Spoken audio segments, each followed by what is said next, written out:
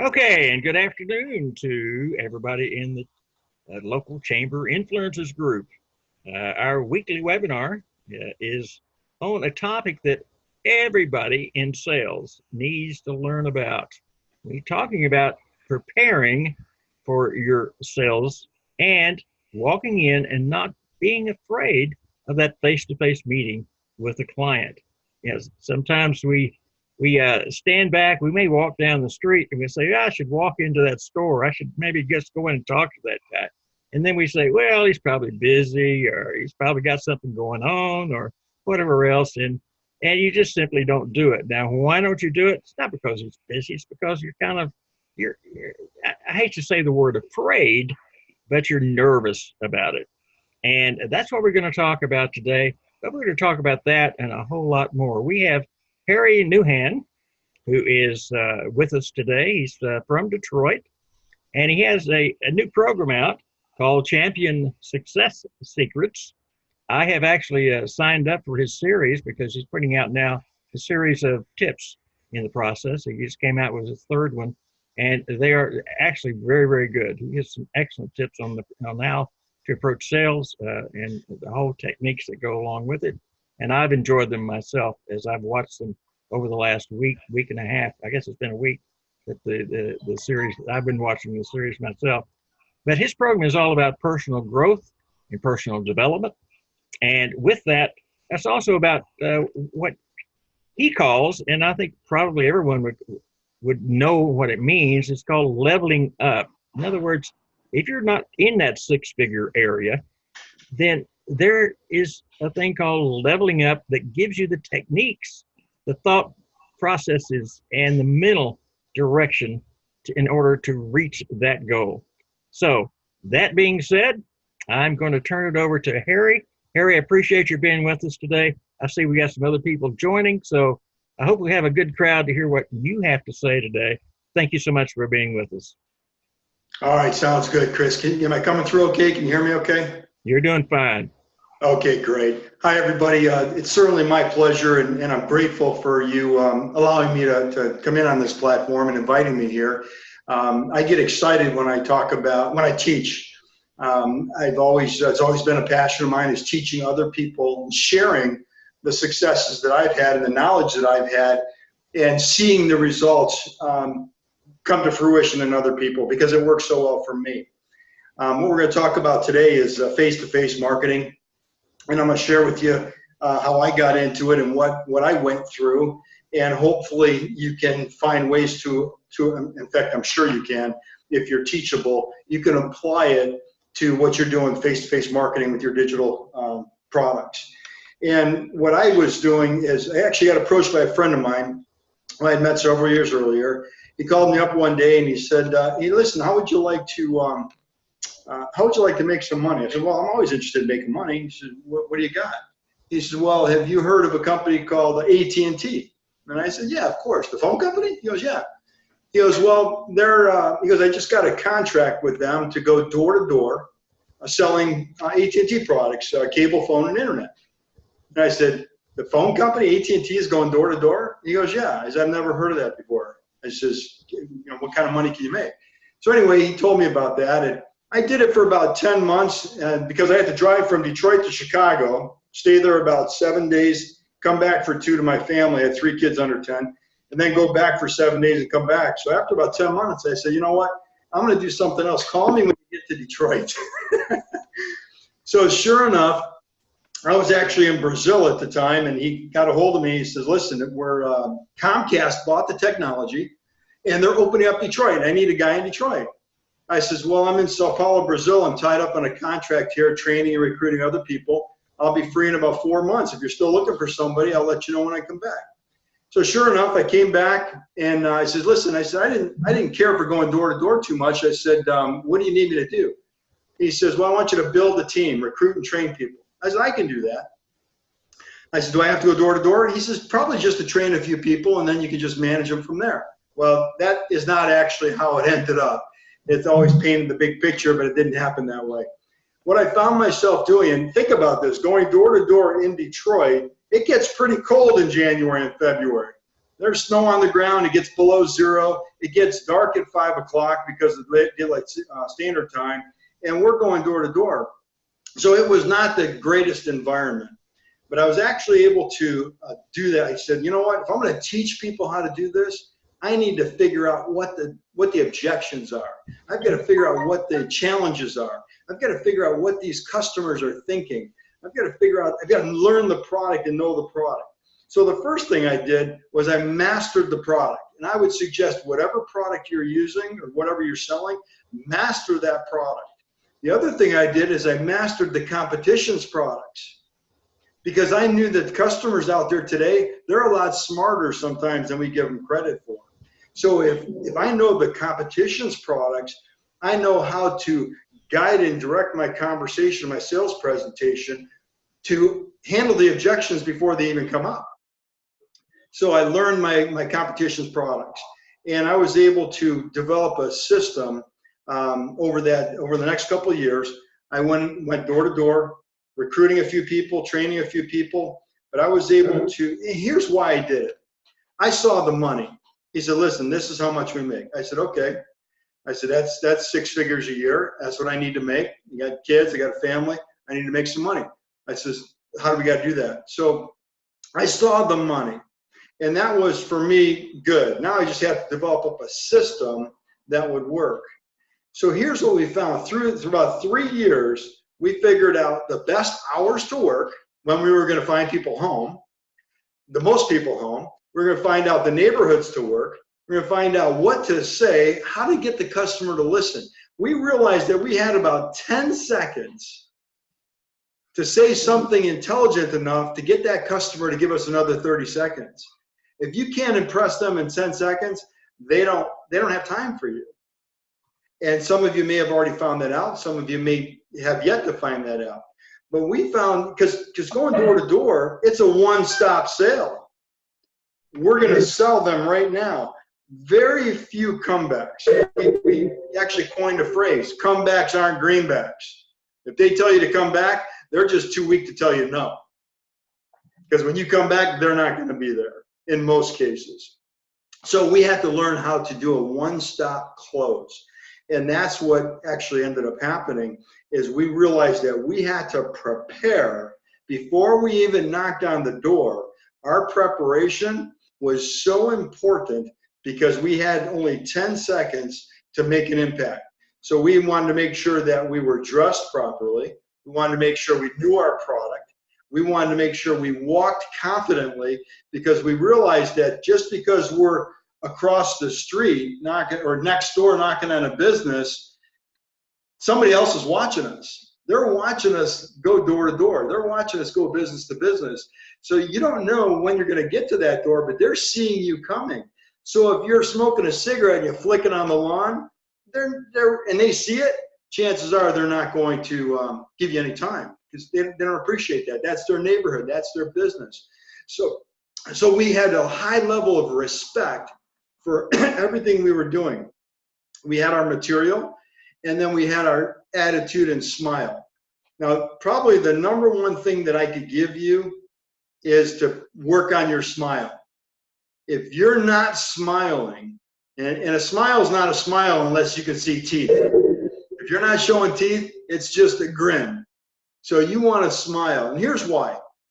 That business owner that you're talking to, for us it was a house customer, but that business owner that you're talking to, they're busy, and they've got a lot going on, and they've got a tremendous amount of information and stress going on. So when you come around, if you're not smiling, you're just a continuation of their daily commiseration. They don't have time for you. If you're smiling, it's a universal language for friendship, for comfort, for, okay, what's this guy smiling about? You're automatically creating anticipation. He wants to know why you're smiling. So we practiced it. Now, I was not a natural smiler. My dad actually taught me this. He said, stand in front of a mirror and turn around so your back's to the mirror.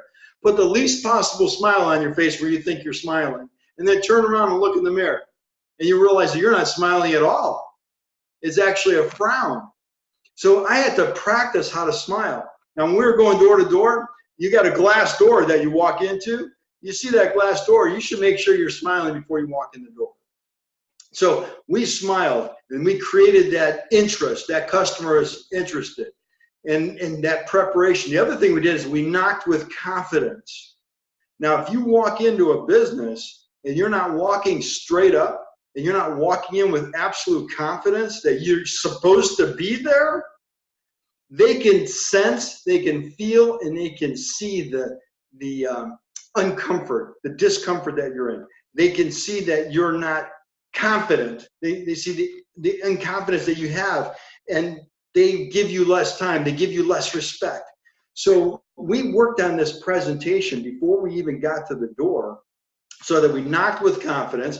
We had to teach people actually how to knock on the door because they were so weak-kneed and wimpy that it felt like, gosh, I'm not supposed to be here. So we had to change their thinking. Say, listen, you have every right to be there. And here's where that comes from. If you truly believe that your product is going to do a tremendous service for your customer, that should give you confidence. So belief in what you're selling, whether it's digital marketing, whether it's cable TV, whatever it is you're selling, you've got to have absolute confidence that you're doing a disservice to that customer by not giving them a presentation. So you've got to get to that presentation. If you can't even get to the presentation or have their mind open before you start talking, you're working at a disadvantage. So you want to put as many advantages in your back pocket as possible. Walking in with confidence, knowing your product, speaking with confidence is huge. That starts the conversation. And once you've got that going for you, that 10 seconds is yours. It's yours, and you command it, you control it, and you own it. Now, here's what you got to be careful with. If you're walking into a restaurant, you got to be careful of the hours. Never walk in rush hour. From 11 to 1, that's lunch hour. They're not going to give you time of day. Unless you go in there, and here's what I would recommend, is go in there and be a customer and watch what's going on. Because here's what we did. We went door to door. We rarely started with our sales presentation. We taught our salespeople to talk about something else. You know what, ma'am? Before I get started, I got to tell you, this is the best landscaping I've seen in a long time.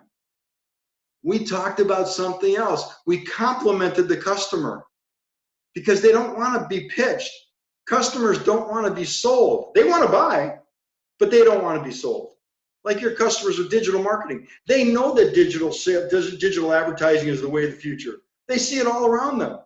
They want to buy, but they don't want to be sold. So you've got to find a way to present that where they don't feel like they're being sold. So for me, if it was me walking into a business, I would try to be a customer, or I would watch for about 5 or 10 minutes before I even talk to the owner of the business. I would say, listen, you've got some pretty awesome employees here. Who does the training? You? And when you compliment them like that, it's amazing the amount of attention they all of a sudden want to give you. And then you follow in with your presence. So remember that 10 seconds? If you don't say something valuable enough in 10 seconds, they're not going to give you another 30 seconds. So by complimenting them or their business in a way that makes sense, that's true. I mean, don't lie. Be sincere. Be honest. Find something that you can compliment them on. Their product, their cleanliness, the way their employees answered you, the way their employees were smiling. Say, wow, you know, I've been into a lot of business, and your lady over there is the first time somebody actually smiled at me and said, hey, how are you doing? I didn't have to wait in line for 4 minutes before they recognized that I walked in the door. As soon as I walked in, I don't know if you guys noticed this, but family video, they're really good at it. No matter how busy they are, when somebody walks in there, say, hi, how you doing? We'll be with you in a few minutes. As soon as they hear that door open, they recognize you. It's a huge thing for me anyway, when I'm walking into a business. So I compliment them. I say, hey, thanks for recognizing me. Hey, thanks a lot, appreciate it. So if you find something to compliment that owner on when you get his audience, you're going to be a whole lot further ahead, okay? Now, how do you get to the owner? That's something that you've got to figure out. When they're there, do you have to make an appointment? Do you pre-call your customers before you go? I'm not sure how you do your digital marketing, but for us, we went door to door until we find somebody home. But the hours that we realized it was 2 o'clock in the afternoon till 8 o'clock at night. Actually, 2 o'clock to 8 o'clock. Those 6 hours, we did more business in those 6 hours. And then in the summertime, it was 3 to 8. We only worked 5 hours. We did more business in those 5 hours than any other team in the country. We built the largest team. I was instrumental in that. Built the largest team in the country, doing the most amount of business going door to door, because in those 5 hours is when we get the most people. So and the reason we built the biggest team is because our guys were making more money working 5 hours a day. We had 6 or 7 of them making 6 figures a year the first year. Can you imagine that? Knocking on doors, making 6 figures a year. They're driving BMWs. It's amazing. And they pull up and people say, what are you doing? I say, I sell cable. Driving that? You sell cable? No way. I say, yeah. So they were recruiting for us. So it actually built a bigger team. But here's what happens is you have your product, you have your presentation. The introduction is the first thing. So we got the introduction. Now you got the presentation. So for us, we go door to door until we find somebody home, and then we talk to them. And then obviously when people come home later, we go around the block several times because people are coming home all day long. With your businesses, you've got to find out what's working for you. Restaurants, don't go during rush hour. Nail salons or whatever as you're going, they're there all the time. Find the owner, get that presentation. And here's what we did for the presentation. So we got the introduction down. Talk about something that not about your product. Talk about something else, get their attention. Now you got the presentation. And again, I don't know your product, your digital marketing product, but for us, we talked about cable TV, internet, and phone. Who do you have for cable? We got them interested. How much are you paying? I've got a product here. Let me tell you about this. You've heard of Comcast, the biggest cable company in the country. There's a reason why. Say, yeah, well, I don't like their customer service. So for us, we knew the 3 objections that they could come up with. There was only 3. So for you, what I would recommend is find out what objections are your customers going to give you before you even walk in the door. If you know what those objections are, you can tailor your presentation before you get there that already answers those objections. So our presentation was exciting because we actually had that figured out. So our 3 objections, 1 was the price, which if you think about it, if you're creating value, price is really not an objection, but for them it was. The other one was customer service. We had no control over customer service. So when we went one step further, we said, listen, you said you had customer service problems in the past. I get it. All these companies, they've got customer service issues because that hourly employee making minimum wage, unfortunately, they don't care like we care. We care. So I'm going to give you my personal name and my personal phone number on my work order. So if you have any issues at all, you call me and I'll do everything I can to solve it for you. So we put ourselves on the front line. We were so confident in this market here in Detroit, it was the best service there was. There were others that were cheaper, but nobody had a better product. And we've got 3 or 4 companies out here. So we knew that going hands down. So we, with confidence, were able to do that. We also had a 100% money back guarantee for 30 days. If you're not completely satisfied, I'll be the first one to tell you, if I can't solve your problem and they can't, call up and cancel. I'll be the first one to tell you, call up and cancel. So we had that guarantee. So that presentation, that was part of our presentation. So here's the third thing that they could have a problem with was they had bad debt. They got cut off with Comcast. They didn't pay their bill or they owed them money. So we knew those 3 objections going in before we talked to anybody. So what I would recommend to you, find out your competition, find out what the objections could be. Usually it's, you know what, I just opened up, or, I don't have it in my budget. And you'll be able to figure those objections out before you go, but know them before you start your presentation. And we were able to overcome those objections before they even started. Okay? Does that make sense, Chris? Christopher, is that in fact, you're covering areas that actually are directly in tune with the things that we face in digital marketing. So yeah, keep rocking, baby. You're on target.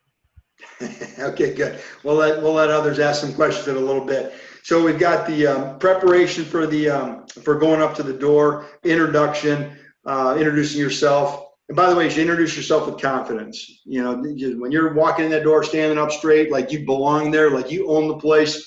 You reach your hand out, you shake their hand, and shake it with confidence. Don't give them one of these limp handshakes.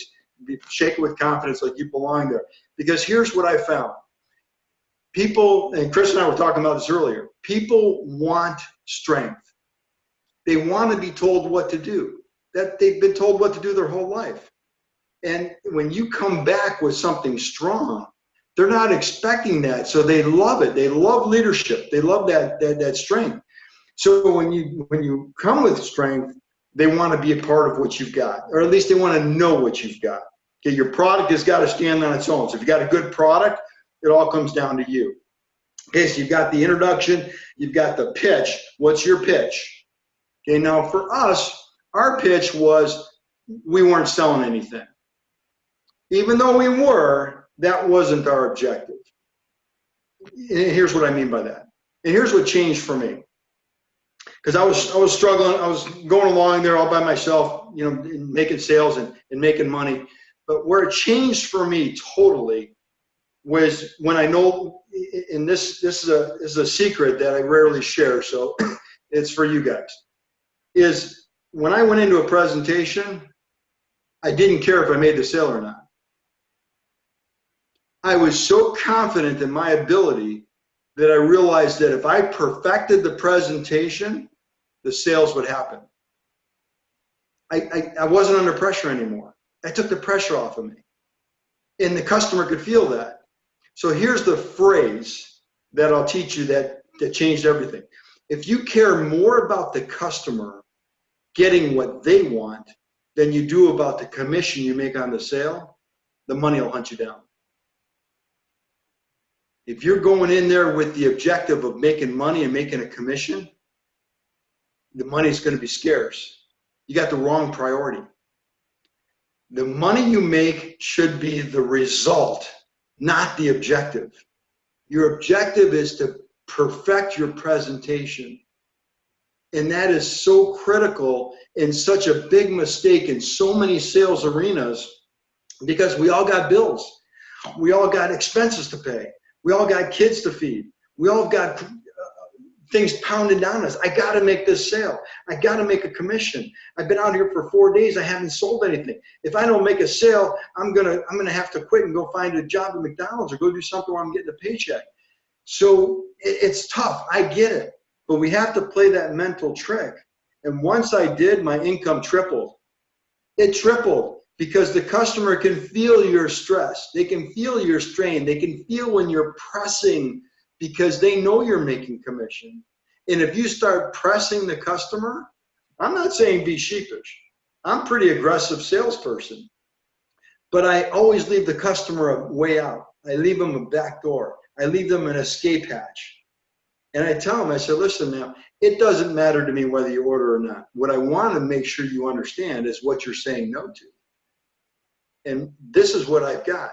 Based on what you told me, the parameters that you told me, this digital plan that we've got, it's not our best one and it's not our worst one. But this digital plan, our other customers, the results we're getting from them, this will pay for itself in 30 days.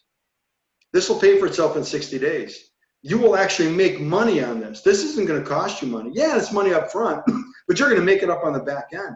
So we found that presentation that the customer would understand. We were talking dollars and cents. So for us, it was a courtesy call. It wasn't a sales call. It was a courtesy call. They say, listen, I'm not interested. Say, I know you're not interested. They say, what do you mean you know? Why are you here? Say, well, if you were interested, you probably would have called Comcast already and done it over the phone. I'm out here to share with you why I think you should be interested. To answer those questions that they couldn't answer for you. To give you the information that you didn't know. Or I get the customer that says, hey, listen, I'm all set. Say, well, I know you're all set. That's not why I'm here. Well, what are you here for? See, we threw things at them that they weren't expecting. They weren't ready for. And when you throw them a curveball, their defenses go down and they open up. Because they're expecting you to be defensive.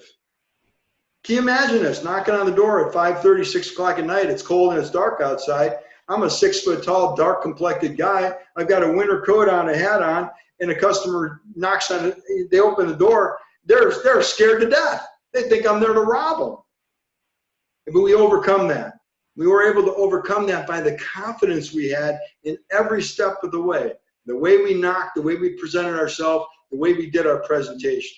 And they said, listen, I don't want any. I said, I know you don't want any. That's not why I'm here. Well, why are you here? This is a courtesy call to share with you what we're doing, the upgrades we've made, the guys that are going to be working in the area, installing your neighbors over here. We want to let you know they need to have trucks out in the front yard here, the front in the street here, so that don't be inconvenienced by it. But since they're going to be out here anyway, we wanted to make sure you knew about some of the added benefits that we're offering customers so that they can kill two birds with one stone.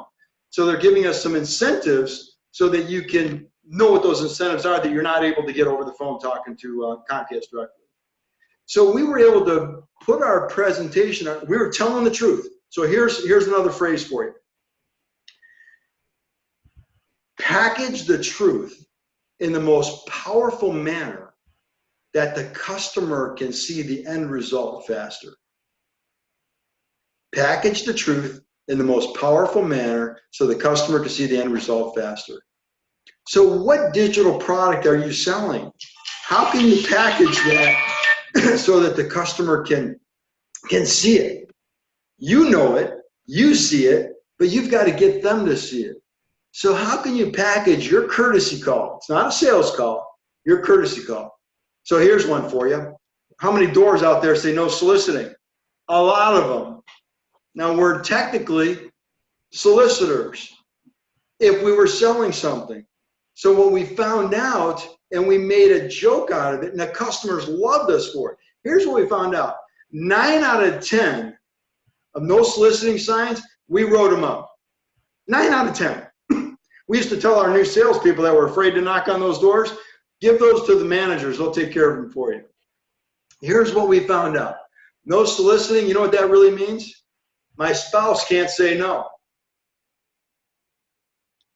My spouse buys everything from everybody that knocks on the door, so I had to put a no soliciting sign on there so they wouldn't keep buying stuff. So we used to make joke and have fun out of it. We wrote up 90% of people that had no soliciting sign. Well, you know what? There's no soliciting sign on businesses also. So you've got to package the truth, find a way to work around that as a courtesy call instead of a sales call so that your customer doesn't feel like they're being sold. Remember, they want to buy. They just don't want to be sold. They know they've got to get into the digital age. They know it. And if they've already using a digital company, you've got to know what that company is so you can find out what your competitors are doing so you can package your presentation in a way that overcomes any potential objections. And then here's the last part, and then we'll take some questions if you guys want to. The last part is the close. The close is asking for the money.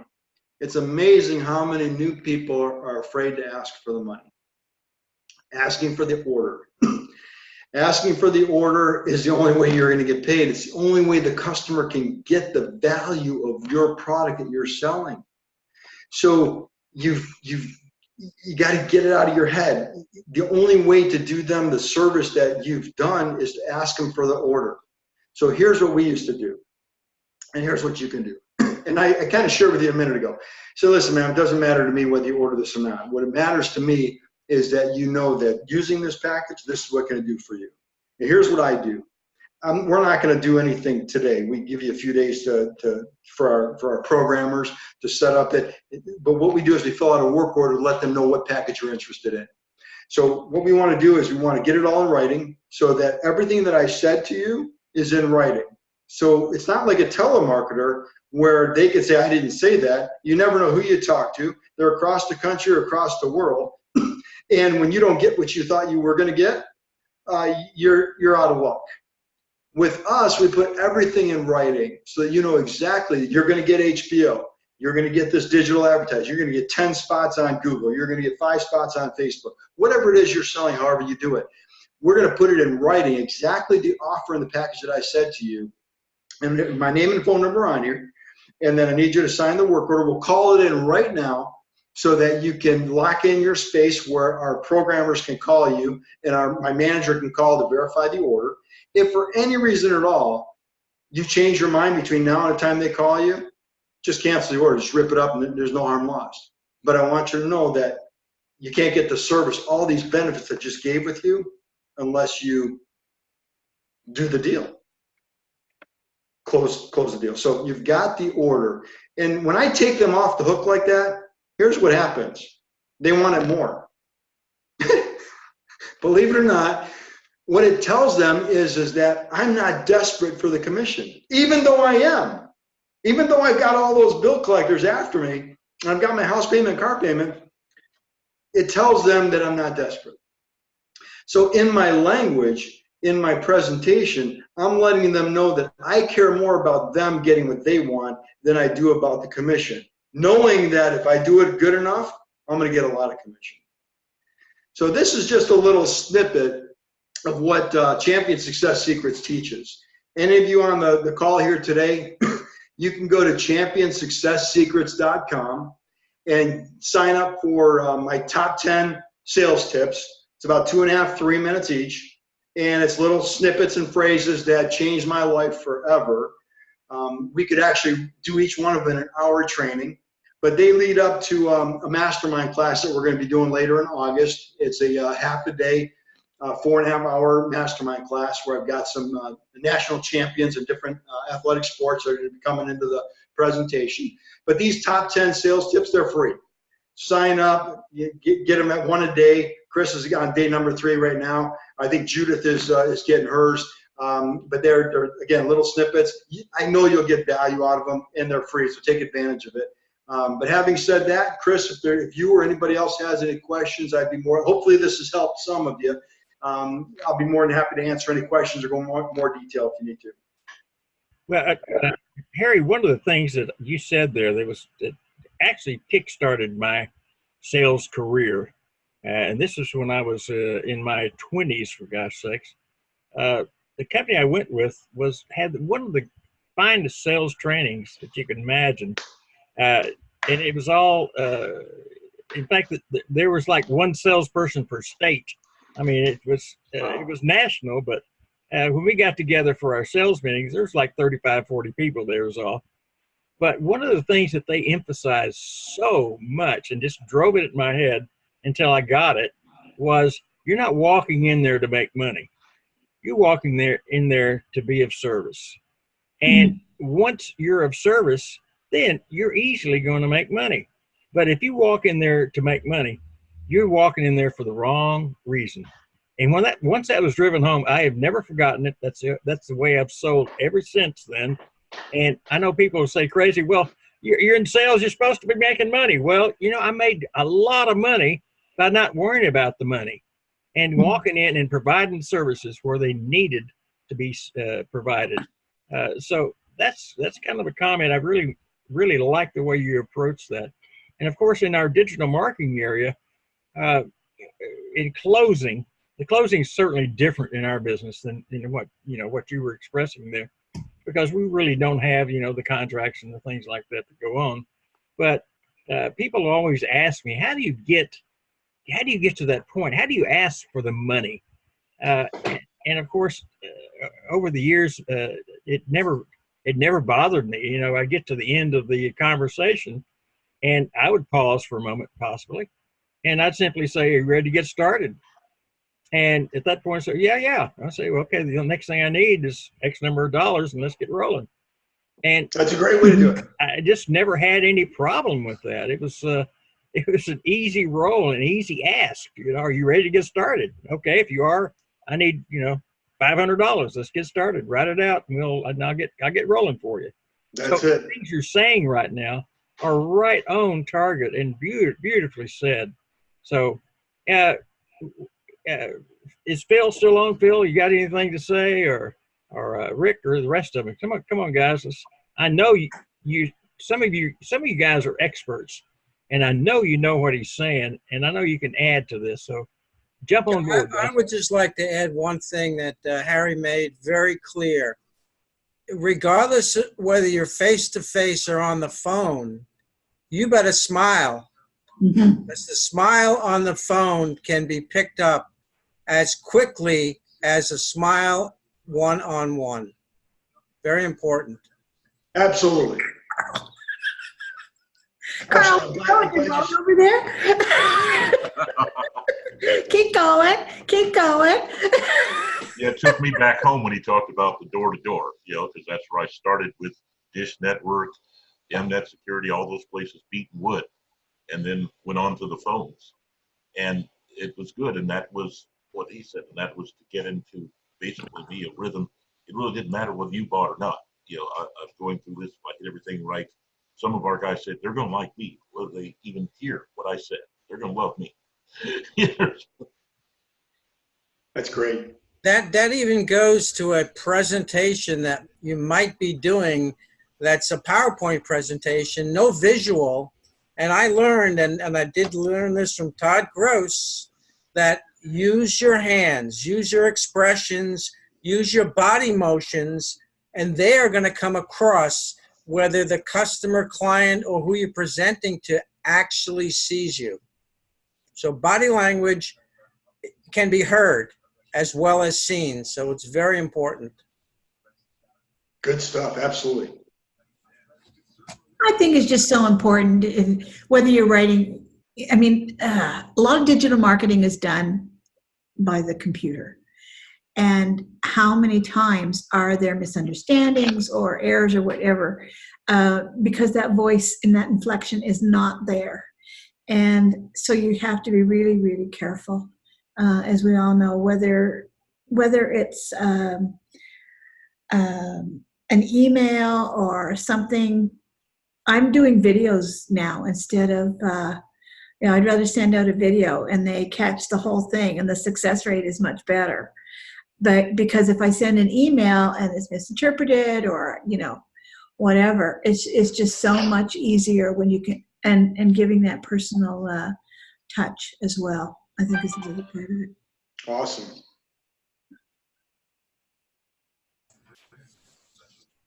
Carl, what you doing over there? Carl's just sitting and thinking right now. Let me ask you a question. What did you do when you were knocking wood? I think you called it.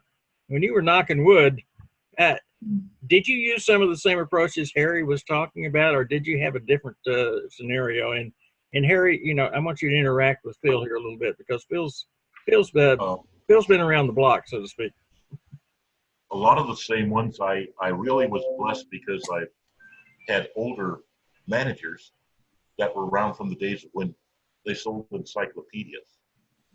And I remember especially one, Mr. Colliday, that said, I used to go into apartments with people, couples, sitting on crates. They didn't have any furniture. But when I left, they had a set of encyclopedias. And it was hard for guys to believe, even because Dish has gone very much now. They have a company they work with to door-to-door work, Dish Network. In fact, my shirts and stuff are back there. And it was hard to tell guys that, oh, don't be, because, the internet age, you're not going to be violently accosted or something at the door, And sometimes I used to do the challenge just for fun with them. Not only we're going to the door, we're going to watch TV and a couple other things. And we just do a simple thing, like you said, smile, like this. We're Dish, gee, mind if I step in? And 8 out of 10 times, you're sitting in the house. Now you're trying to escape, because you've been here. You had to be careful with it, because I said, suddenly this one $200 sale just took up a quarter of your night, because you can't get away from these people. But usually I do a handful of them with my team, just to show people are friendly if you approach them correctly.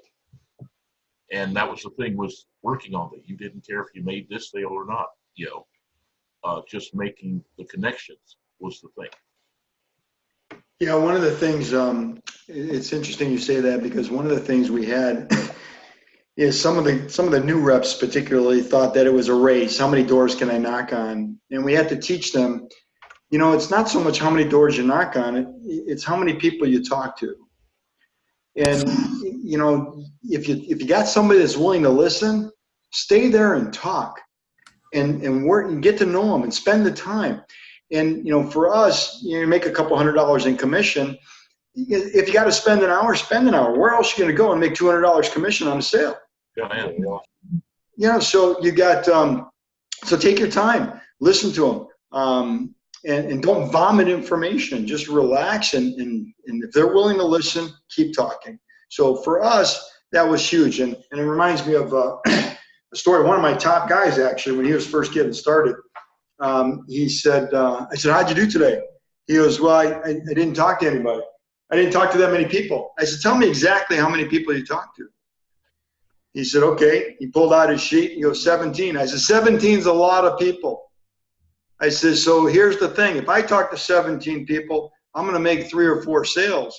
So you must be saying something different than I'm saying. So let's hear what you're saying. And from that point, he ended up making $102,000 his first year with me.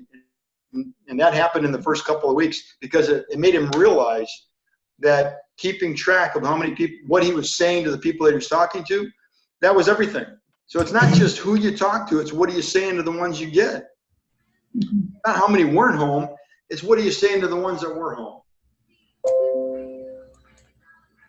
And it makes such a difference. It just really hit me with your one of your comments or one of your 10 points last night about how you're there to offer a solution, not to sell, and that's been my approach from the beginning, especially in the restaurant business. And you're selling social media to restaurants, and filling seats and loyalty plans and different things. But I don't go in and say, okay, this is the package I got to sell this week. It's no, what problem is the restaurant having? What problem is the business having? Resolve that and you've got a sale. If you go in with your pitch of this is what I have, chances are you walk out with nothing. Yeah, the highest paid people in the world are the biggest problem solvers in the world. Mm-hmm. You hit that right on the head. Solve the problem. Harry, when you have been around, you talk about 6-figure people, so to speak, and I'm sure you've been around many 7-figure and above. What do you find is the common denominator? What's the common thread between these people who are able to level up to a 6-figure income or a 7-figure income? What's the common thread there that you've found? Gosh, that's a great question. And some people don't like the answer, but it's teachability. And if you're teachable, somebody will teach you. There's people out there that will teach you. For me, I was extremely teachable because here's what I realized. Everything that you know has gotten you where you're at. So if you're not happy where you're at, you've got to be teachable enough for somebody to take you to the next level. So 5% of the population earns 6 figures a year. That's it, 5%. So I met somebody, actually I meet him a lot of times, but talked to a guy the other day. He's in the auto industry. Here in Detroit, a lot of people in the auto industry. So yeah, I got 20 years experience. I said, doing what? He said, well, I run this welding machine. Has he been doing that for 20 years? I go, yeah. I said, you don't have 20 years experience. He goes, what are you talking about? I've been there for 20 years. I said, yeah, you got 1 year's experience you've been doing for 20 years. You haven't learned anything. There's no personal growth there. And he looked at me, and I think I pissed him off a little, excuse my language, but it was real. I mean, I'm not really politically correct. I tell people how it is.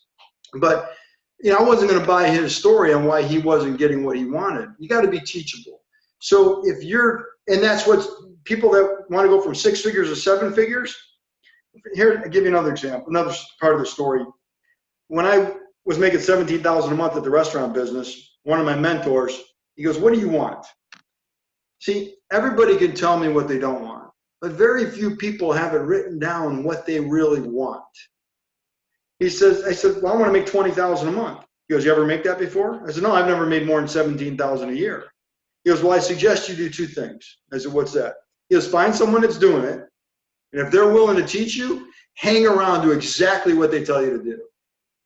Walk the way they walk, shake hands the way they shake hands, learn the phrases, spend more time working on yourself than you do on your job or your profession. Learn the skills. Get the books, get the tapes. You know, the library is full. It's got every answer in the world in the library. And you know how many people have a library card? And it's free. Library cards are free. And most people don't have a library card. Napoleon Hill wrote a book, Think and Grow Rich. It's not theory. He interviewed enough people. And this book is 50 years old. Think and Grow Rich teaches you exactly how to become rich. It's there. And you know how many people read it? Not enough. And most people that want to become rich haven't read it. And it teaches you how to become rich. You mentioned a book, The Richest Man in Babylon, or somebody did. The #1 book created more millionaires than ever. The Richest Man in Babylon. Easy to read. You can read it in a couple hours. It's in the library. You can read it. It teaches you exactly what to do with your money so that you can become rich. So it's amazing that, so teachable, be teachable. So if I answered your question, Chris, that's what I would say is find someone that's doing what you want to do. And that's actually what we teach in our mastermind class is we teach people how to not just sell and how to close and get that conversion ratio up, but we teach personal growth and personal development. We teach them concepts and tactics and strategies on how to make those changes. But you got to want it. If you don't want it, you know, I can't help you. But if you want it, it's there for you. There's a lot of places to learn. We teach, and that's what I would say, be teachable. I'm still teachable. I'm still reading the books and listening to the tapes. I think what is it Tony Robbins said, if you want to be successful, follow the people that are successful and emulate them. I think that's basically a quote from him. Yeah, he says success leaves clues. Exactly. So does failure. Failure leaves clues too. Here's something funny. I was looking at an opportunity when I was younger, and they were teaching you how to make $5,000 a month. He goes, let me tell you the #1 problem today. He goes, most of you out here we're teaching you how to make $5,000 a month. You're going to go home and talk to your roofer brother-in-law, your roofer neighbor that's only making $2,000 a month, what he thinks about making $5,000 a month. He has no idea. Why would you even ask someone like that? They have no idea how to make $5,000 a month. He's going to rain on your parade because he doesn't want to lose you as a friend. So find someone that's doing it. Success leaves clues. There's no question about it. I think Rick had raised his hand. Rick, do you have a question, buddy?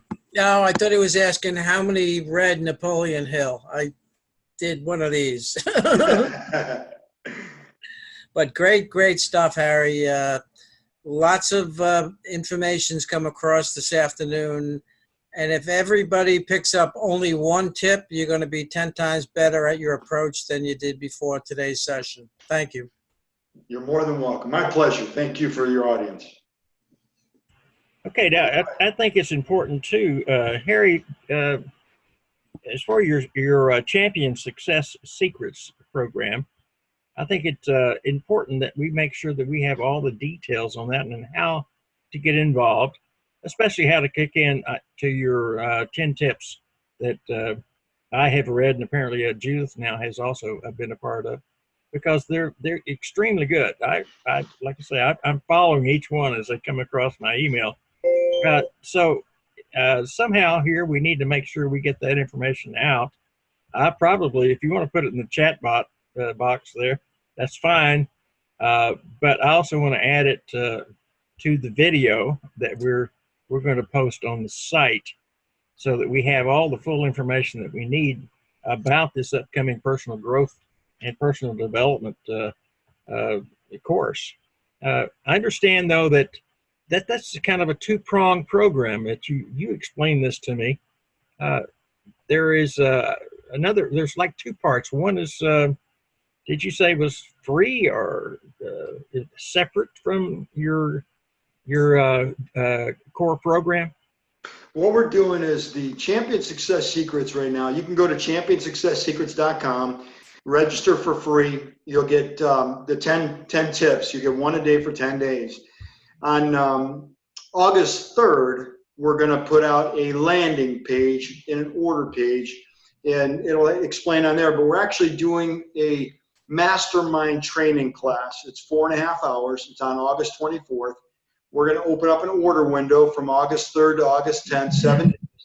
We're only selling 10 seats. So 10 people are going to be able to sit in on that, where we get 4.5 hours, and it'll be some of the stuff that you guys just heard today, but we've got so much more that we're going to peel back the layers of the onion, and you're going to be sitting in that group. It's going to be all virtual, just like this, a Zoom meeting, but we're going to have like-minded people, all teachable, that want to go to the next level and level up, that are going to be able to participate. And it's not just a lecture. We're all going to be interacting with each other. We've got some assignments. We've got some tools that we're going to use so that you can have the first steps to level up. So we are working toward late winter, early spring for a 2-day live event that's going to be somewhere nice, where I have 4 national champions that are actually going to come in. But for this first one, it's going to be virtual. We have National Taekwondo champion David Martin. He's actually going to be popping into our mastermind class. He's one of our champions. And he's got an amazing tape series out there, a CD series. It's going to be a digital download. It's called Champion, what's it called? It's called Millennial Mindset Mastery for a lot of the millennials out there. But David's a 2-time national, I believe 2 or 3-time national Taekwondo champion. And he has helped thousands of people out there teach them the disciplines, how he took those disciplines of training to be a national champion and applied them to business. So he's going to be sharing his story with us in this virtual one on August 24th. But he's one of the live champions that are going to be at the live event coming up late winter, early spring. But this first one, half a day, Saturday the 24th, only going to be 10 people that are going to be in there, plus the speakers. And we're giving away David's tape series. He normally charges $199 for this digital download. We're giving it away free for the 10 people that join, that sign up to be part of the mastermind class. We normally charge $997 for it, but for this virtual class, it's only going to be $397. Plus, you get the $199 deal free for joining. So it's basically half price and less. So it's going to be very exciting, where we get to be intimate, we get to know each other, we get to work through the specific challenges you have.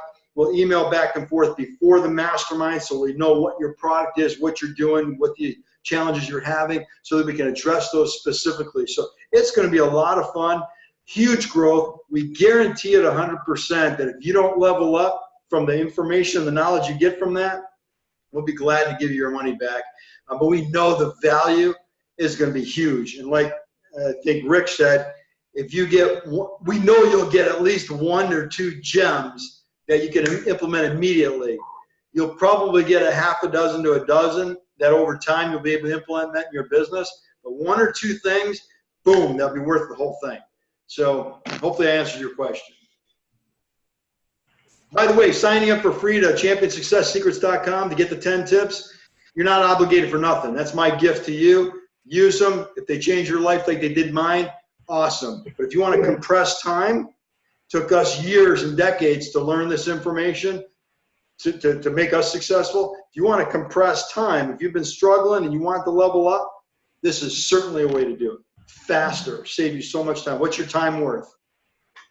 Well, I would hardly recommend the 10 tips program, so that you can actually get a feel for exactly what Harry and his group are putting together. That's a no-brainer there, because you are putting out some actually valuable information, Harry, in your tips. And these are nice gems that people can actually, it's actionable information. That's the way I like to put it. You don't just throw things out there and say, oh, by the way, if it's green, let's make sure we paint it red. It's just not stupid stuff like that. So a great job there. So everyone that watches this in a replay and is live here, do not hesitate to go to, and it is championsuccesssecrets.com, and get your 10 tips in the process. All right, we've got a few more minutes. Do we have any questions from anyone? I'd like to ask something, if you don't mind, Christopher. Please go right ahead, Scott. Please go I had ahead. to leave. I had to switch computers, get on my phone. I'd like to thank Harry for everything that he said. I was the one that put in the chat earlier. I didn't know if he saw it. But what it would do for America if everybody had to do direct sales mandatorily for 2 years, what that would do for America. It would change it overnight. I agree 1,000%. Well, Scott, Well, I'm not even going to allow you to get into it. But Harry made his fortune on MLM. So I do not want you to. yes, I do not want you to talk right now. Okay, please, Scott. that's fine. That's fine. He and I have that in common, and I appreciate what he did. Congratulations. Thank you. The best business structure in the history of the world. If we could just get people to understand it. Or get people actually of quality and integrity to run them. How about that? Well, there's something to be said about that too, but there are some good ones out there. But anyway, I appreciate everything you said, Harry. We have a lot in common, and I love the most important thing that I liked about what you said today was about the teachability, because if someone's not going to be teachable, then they're going to stay broke. Yeah, everything that you know has gotten you where you're at. So if you want to go further, you've got to learn more. How about it? Anyone else in the group that's on right now would like to kick in and ask anything before we close out today? Hey, Harry. How you doing, Devon? Doing pretty great. Thanks for sharing with us today about few items that you had. My pleasure. Valuable information, even if it is some refresher for some of the veterans here. But I've been actually currently working with like a house washing, power washing company for last couple months, just to like make ends meet. And he's actually got I can actually potentially do sales. He's got a 15% commission rate. We can do as high as almost $1,000 for you, even for roof cleaning. So I mean, that'd be some pretty good money if I'm just doing part time while I'm actually going to school as well. So I've considered doing that. So I don't know, what's your thoughts? Either digital marketing or maybe doing some sales. Well, I would do whatever you can. What I would recommend, though, is the next time one of his top salespeople go on a sales call, ask him if you can tag along like a fly on the wall. Just keep your mouth shut, listen, and take notes. And if you do one of those a week, you will learn some skills over a period of time that you're going to be able to apply in whatever you do. So I wouldn't pass that opportunity. If he's willing to take you or put you with somebody that is already experienced in it, you can pick up some really good stuff. Yeah. And he's actually the only one really experienced in it. He's got his brother starting, who just started literally maybe 2.5 weeks ago or 3 weeks ago in the sales. So it'd probably be just him talking basically. That's okay. That's Yep. okay. Tag along. Okay.